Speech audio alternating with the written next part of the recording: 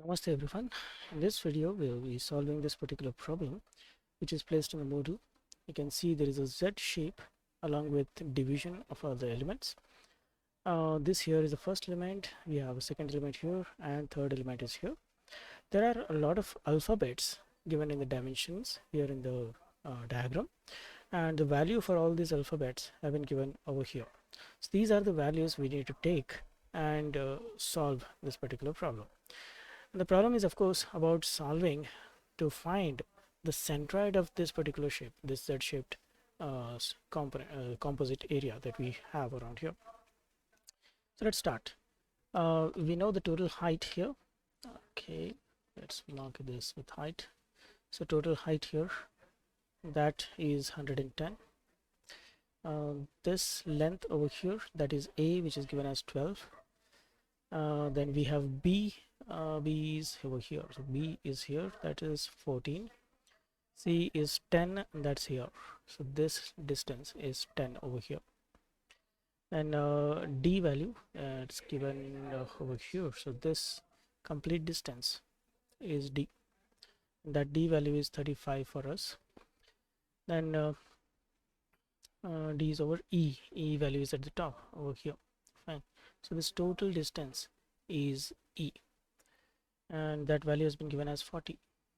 Fine. So these are all the dimensions that are given to us, and using these dimensions we need to find the centroid. Now the centroid formula, if you remember correctly, that will be x bar. If you want to find the distance of centroid from y-axis, that is given as a1 x1 plus a2 x2 plus a3 x3 whole divided by a1 plus a2 plus a3. So since we have a total of 3 elements present here, the first being this, second being this, and third being this, so we have to take areas of all these elements. We have to take the distances of their centroids from the y-axis, that is x1, x2 and x3, and then we'll have to substitute them in here to find the value of x bar. Similarly, if you want to find y bar, we will have to take x1 a1 y1 plus a2 y2 plus a3 y3 whole divided by a1 plus a2 plus a3. So we have to find all these values one by one, and then we'll have to fill these over here. So he's asking area a1, a2, a3, x1, x2, x3, y1, y2, y3. All these values we need to feed here. Before going for that, we have a simple question here asking us the composite area is divided into how many elements. So you can see the elements have been shown clearly here. There are 3 elements. You need to select that. The area of elements, how many elements are having positive area, that's what he's asking. So we just need to select the total of 3 areas are having positive, and how many elements are having negative area. In this particular case, because the elements have already been defined, we have to take it in the same format, and we can see here easily that all the areas are positive and none of them are negative, so we just need to select a 0 here. Then we need to select all these things. So in order to fill all these things, let's go here. We will not need this particular window for some time. Let's go ahead and solve this. Right, so we'll be using the table here. I'll be using a table here. Let me just show this. And okay, so let's go ahead and use the table. So first in the table we will need the area. First in the table we will need area, then we will need the values of x, then we will need the values of y, and we just need to multiply the values to get a into x, and similarly we'll have to get a into y. So all these are the values we will need in the table. So after filling the table, from this table we can enter whatever data is required in the question accordingly. So let us start. So first we need the area of the first element, and first element you can see here it's having a width of 12, and this width we need to find. Fine. So what is that width? This width here will be 40 minus 10, 40 minus 10 and that's going to be 30. So this is the area this is the length we will use to find the area. So area will be 12 into 30. 12 into 30. So that's the area we will get here.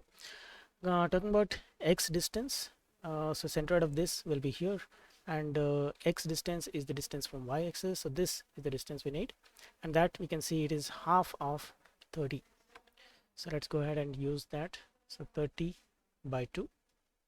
Talking about y distance, we'll have to take from x-axis. So this total distance is the distance y1.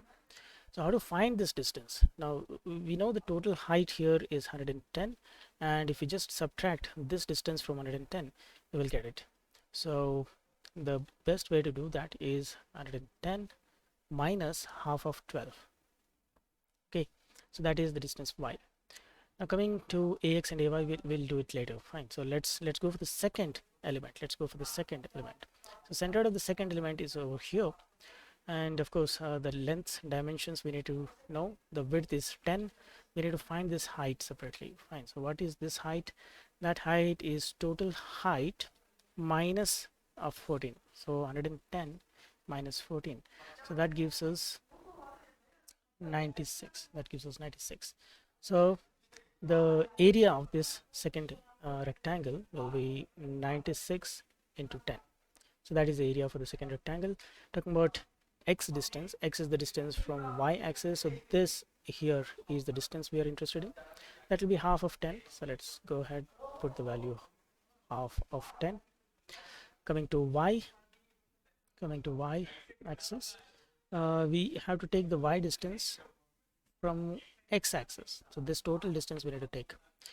That distance, if you observe this carefully, is the sum of these two distances, and this distance here we had already got it as 96.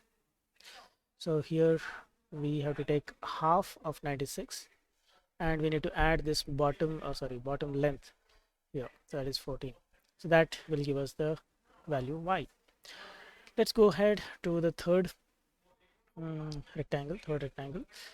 So the centroid of that will be here, and of course first we need to find the area. Length and breadth both are given here, 35 and 14. So let's go ahead, substitute it, 35 and 14. Then let's substitute x distance. X is the distance from y axis. This is the distance we are interested in. That will be half of 35. So 35 by 2. And then y distance. So y distance you'll have to take over here. Fine. So this is half of 14. So let's go ahead, half of 14. So these are all the values that we were able to get. Fine. So these values we need to feed. These values we need to feed into the problem over here. Let's go ahead and do that. Okay, so area A1 is 12 into 30. So that we need to do calculation for. So let's take a simple calculator, or else you can just do it locally. So area of A1 is 12 into 30, that is 360. Here it is 96 into 10, that is 960. Next one, let's calculate, that is 35 into 14, that's 490. Let me substitute here, 490. So these are the three areas. All of them are positive, so none of them you have to put any sign for them. Coming to the centroid distance, so y-axis distance. So okay, this is x1. So first value of x1, that is 30 by 2, we will get is 15. Coming to the second value, x2, that one we will get 10 by 2, that is 5. Next value x3, we will get 35 by 2, that is 17.5. Coming to the distances of y axis, we might need to do some calculations here. 110 minus 12 by 2, that is 6. 110 minus 6 is 104. And y2 distance, you can see it's over here.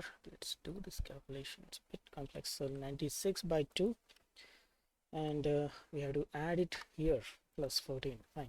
So when you're feeding it in a calculator as well, don't feed the plus 14 in the denominator like this. Fine. So be careful while doing that. So that we are getting as 62. So let's go ahead and feed 62 here. Then y3 distance, it's 14 by 2, that is 7. So we have had all the values here, areas, x distances and y distances. The next thing we need to find is the distance of centroid from y and x axis. So centroid of the composite area itself we need to find. So for that we'll need to come back here, and all these values that we have found we need to use, and we must be able to find x bar and y bar that are located over here. Fine, let's go ahead and do this calculations. First we need to find ax. Let's find them one by one.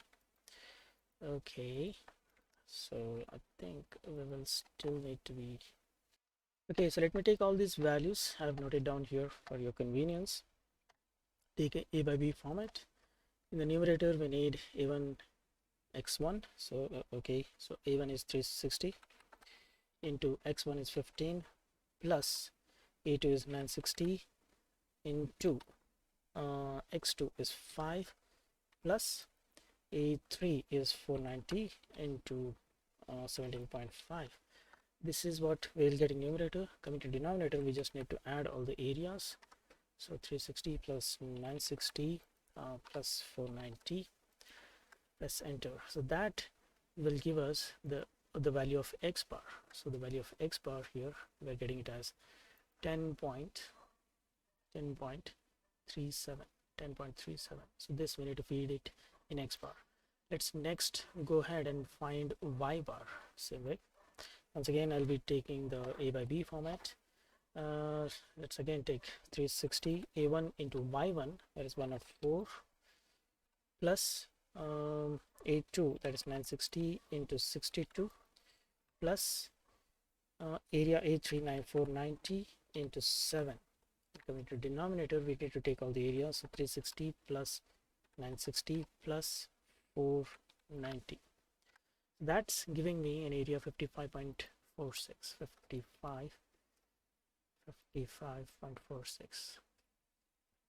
So that's not area, of course, that is the y bar value. So let us feed these two values in our problem. Let's go back here and feed it. The 10.37 is the first value, 55.46, that is y bar value. So all these values we have filled, and once you have filled all these values, you just need to click submit and finish. Okay, thanks. All right, so you will get a review of telling you which one questions are correct, which ones are wrong. If you just hover over this tick mark, you will get an explanation as well. If you have set any explanation, that explanation you will get for why your question is wrong or right. So I have made the settings in such a way that if your answers are within plus or minus 1% of the correct answer, you will get full marks. And if it is crossing over that error and the error is higher, and if it is within 10% plus or minus 10% of the actual answer, then you will get half of the marks in each question. Okay, so I think I have marked one of the answers wrong. That needs to be 4.6. Oh, right. So here one mistake we made, that is the x distance for first value, that needed to be negative. This needed to be negative, and if you feed this value over correctly, you will get the answer is correct. Fine. So you can see this value as well has been marked as wrong because the correct value is negative of that, not the positive. Fine. So I hope you have understood how to solve these problems, how to get to know what your answers are correct or wrong, how to review it. And if you're wrong, of course, you can do the same test multiple times, any number of times, till you get the answer correctly. If you're still not getting it, of course, you can just contact me or comment in this video. I'll let you know about the clarification when we meet in the offline class. Thank you.